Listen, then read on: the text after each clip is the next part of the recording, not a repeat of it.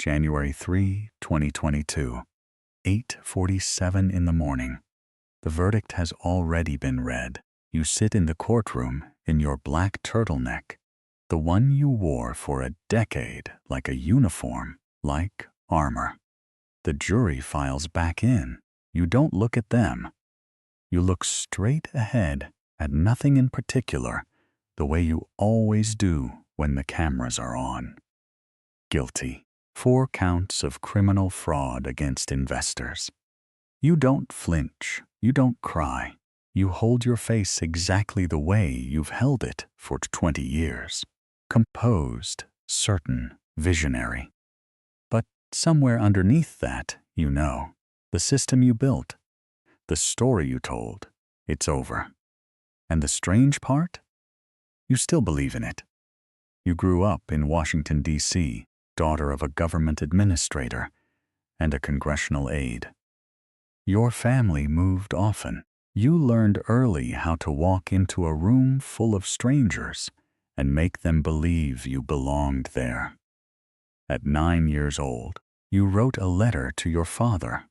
It said, "What I really want out of life is to discover something new, something that mankind didn't know was possible." You weren't performing. You meant it.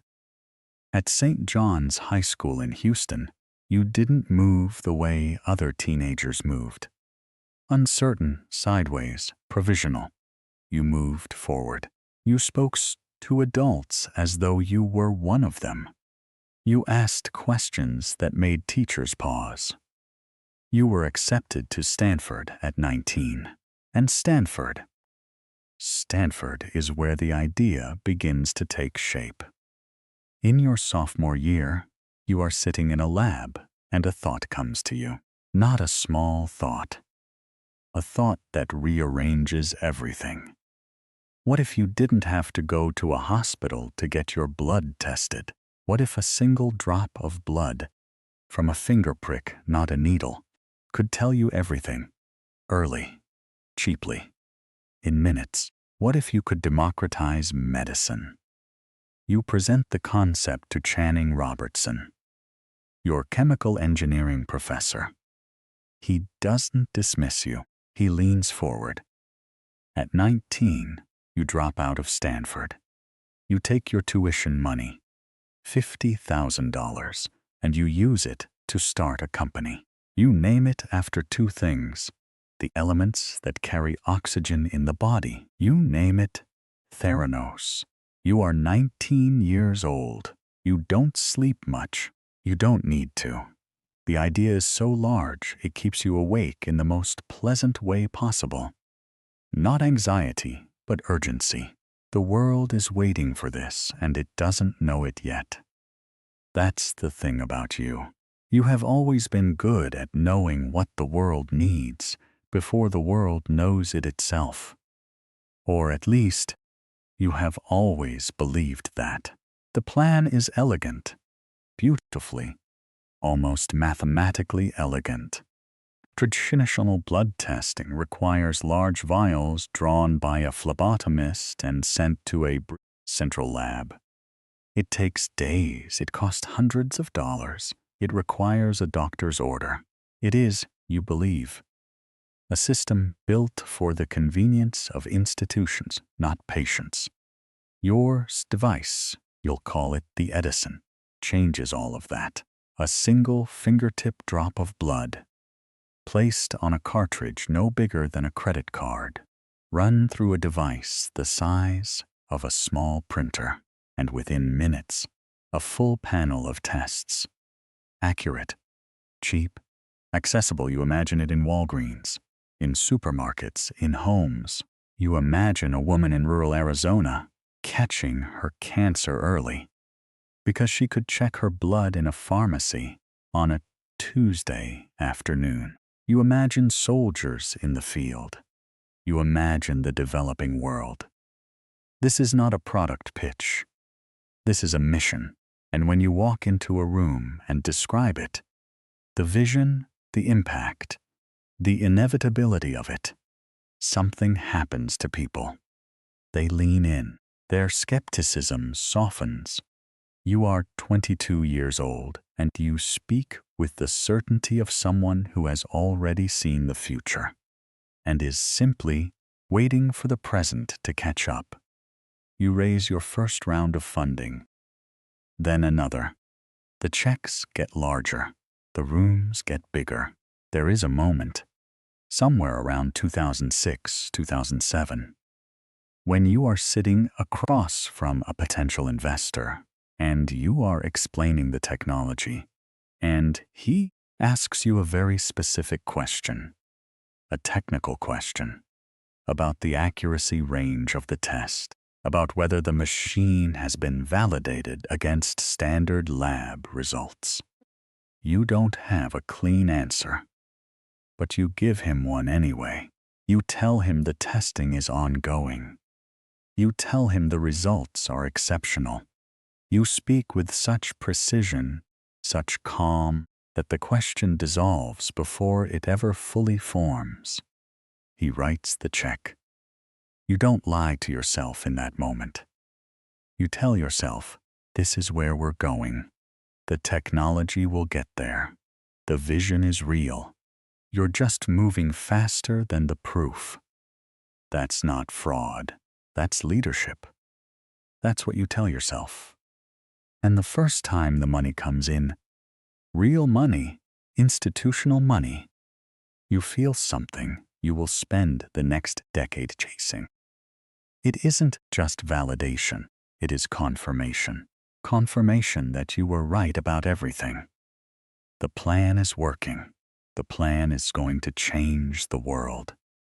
By 2013, you are worth $9 billion on paper. Let that settle for a moment. $9 billion.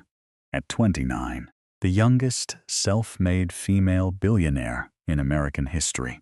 You are on the cover of Fortune, then Forbes, then Time.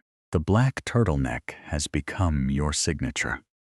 A deliberate choice you made after reading about Steve Jobs, about the psychological power of a personal uniform, about removing the noise of daily decisions to focus entirely on the mission. You lower your voice. You have always had a naturally higher voice, but you lower it. Consciously, gradually, into something slower, more commanding. People comment on it. You don't acknowledge it.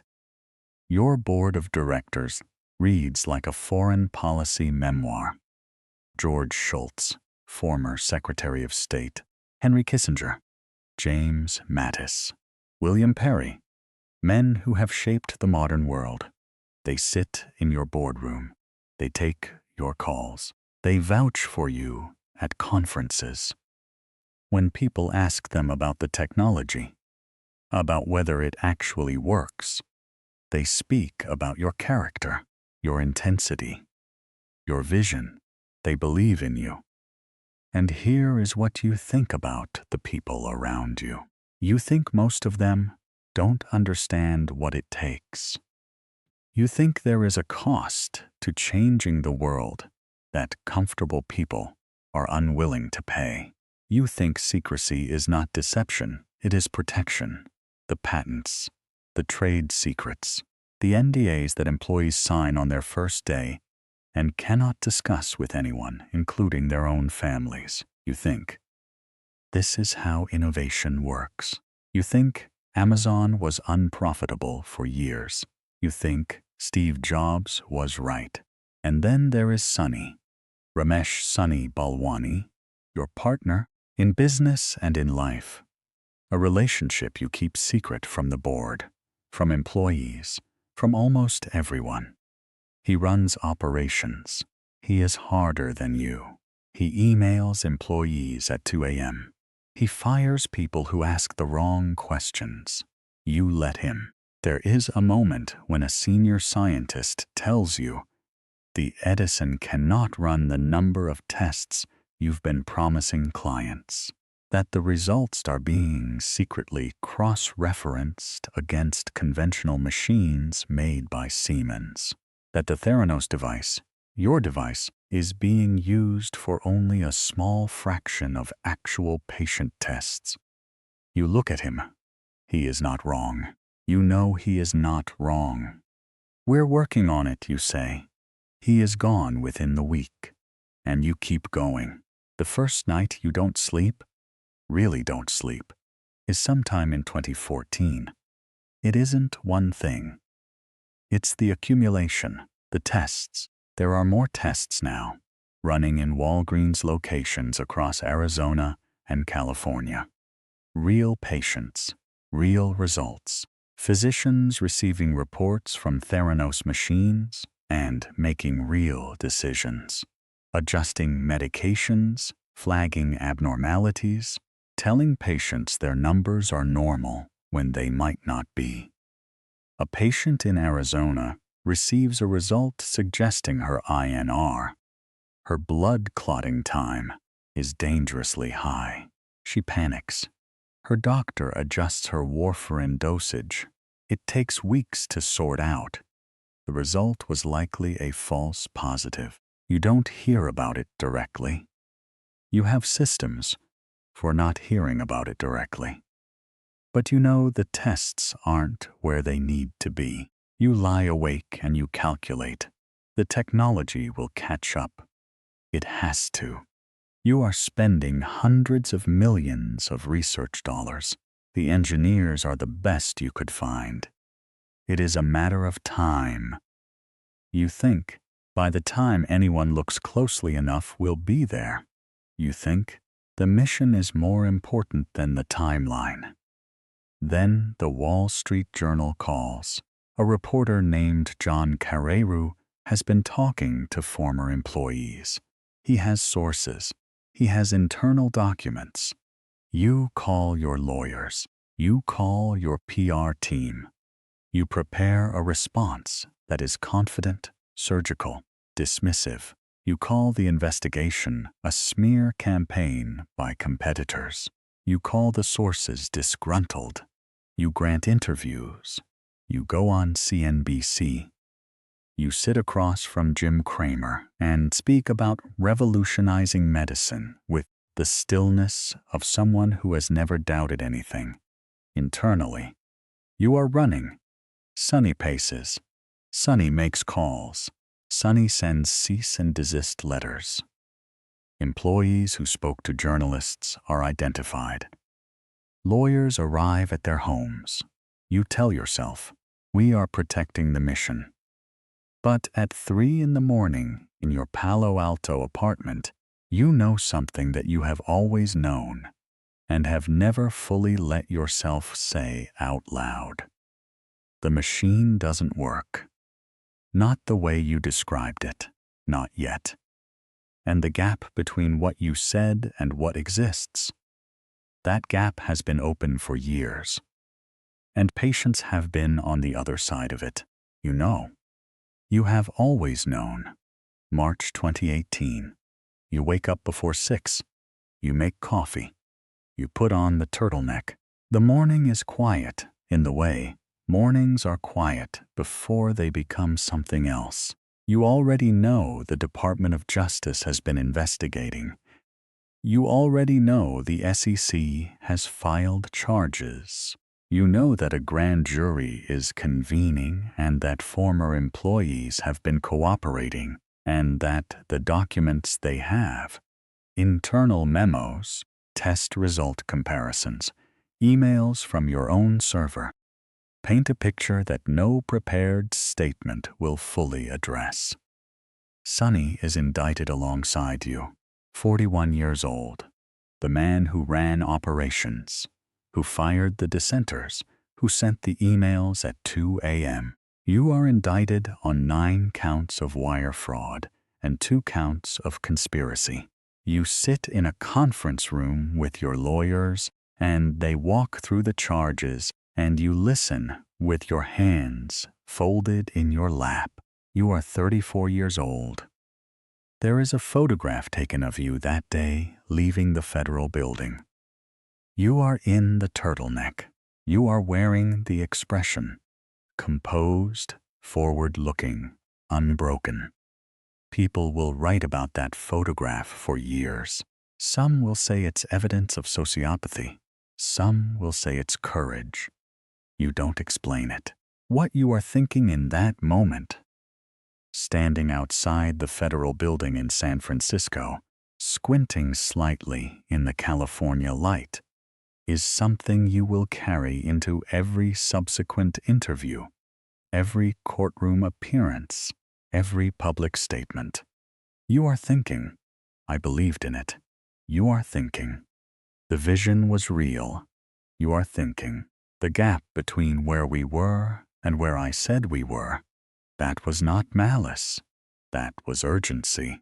That was the price of trying to do something that had never been done. You are not performing that thought. You genuinely have it, and that is the most complicated part of all of this. You sit with this now, after the verdict, after the appeals, after the sentencing, 11 years and 3 months, later reduced on appeal. After the birth of your 2 children with hotel heir Billy Evans, whom you married in 2019. After the profiles and the documentaries and the podcast and the HBO film. You look back. Do you think the sentence is fair? You have said publicly that you do not. You have said that you devoted your life to a mission you believed in, that you made mistakes, that the people who were harmed were never your intention. But there is a question underneath that question. At what point did you know the machine didn't work and keep telling people it did? You have never answered that question cleanly. There are patients whose test results were wrong. A man whose HIV tests came back abnormal from a Theranos machine. He spent weeks in terror before a conventional test corrected the result. There are patients who received inaccurate cancer indicators. There are people who made medical decisions based on numbers that were produced by a device running tests it was not capable of running accurately. You know their names now, some of them. What do you feel when you think about them? You have said, I am sorry for the harm caused, but between the formal apology and the genuine reckoning, there is a space, and inside that space lives a version of you that still believes the vision was worth pursuing, that the world you imagined, affordable, accessible, preventative medicine, was real and good and necessary, and somewhere, in some part of you, you wonder if the technology had worked. If you had gotten there just 2 years earlier, would we be having a different conversation? Would any of this have mattered? Would the gap between the promise and the proof have been forgiven? The way it is forgiven for other founders in other industries who moved fast and broke things that weren't people's health. You sit with that question. You don't answer it. You have gotten very good at not answering questions. And that is what Elizabeth Holmes lived through. She was convicted in January 2022 of 4 counts of fraud. She began serving her sentence in May 2023 at a federal prison camp in Bryan, Texas. Her co-defendant, Sunny Balwani, was convicted on all 12 counts against him and received a 13-year sentence. Theranos is gone. The Edison never worked at scale. The blood tests that ran through Walgreens locations were, in significant part, run on conventional Siemens machines, not Theranos devices, a fact hidden from patients, investors, and regulators for years. Hundreds of millions of dollars in investor funds were lost. But more than the money, real patients received real results from a system that could not reliably produce them. That is the part of this story that is hardest to metabolize, Because here is what the Holmes case reveals about the systems around her. It reveals what happens when a culture worships the founder so completely that the product becomes secondary to the story. When the charisma of a vision substitutes for evidence of a technology. When a board of decorated statesmen endorses a company without understanding its core product. When investors, sophisticated, experienced, institutional investors, wire hundreds of millions of dollars to a startup they were not permitted to audit. The FDA didn't catch it. The investors didn't catch it. The board didn't catch it. Walgreens, which ran Theranos labs in hundreds of stores, didn't catch it for years. One journalist caught it. John Carreyrou at the Wall Street Journal, working sources who risked litigation and career destruction to tell the truth. The question worth sitting with is not only, how did Elizabeth Holmes do this? The question is, how did we let her? What does it say about Silicon Valley's tolerance for narrative over evidence? What does it say about our appetite, all of us, to believe in someone who tells us what we want to hear? That medicines can be democratized, that disruption can save lives, that a 20-something founder with a certain look and a certain voice can see around corners the rest of us cannot. We wanted to believe, and that desire to believe, that is not unique to Theranos. It is the engine of every collapse in this series. Leave a comment below. Do you think Elizabeth Holmes genuinely believed in what she was building? Or was it always something else? And what does it take for you to stop believing in a story you've already invested in? Next time on this channel, another founder, another vision that became a system, another moment where belief became something harder to name. You'll want to see it. 5 Vietnamese SEO keywords. Elizabeth Holmes Vuanosan, Jalan Mai Setniam Beboistatido. Elizabeth Holmes 2, Yupov Kikban YouTube, title option A. You had 9 billion, and the machine never worked. Title option B. You told them it would change medicine. You knew it wouldn't. Title option C. The last morning you wore the turtleneck as a free woman. YouTube description. Under 150 words. You dropped out of Stanford at 19 to change medicine. You raised billions. You made the cover of Forbes. And the whole time, the machine that was supposed to save lives. It didn't work the way you said it did. This is the Elizabeth Holmes and Theranos story, told from the inside out, not a verdict, not a judgment, just the decisions, one by one, and the moment you had to live with all of them. Pinned comment. If the technology had actually worked, would we be forgiving Elizabeth Holmes the same way we forgive every other founder who moved fast? Drop your answer below.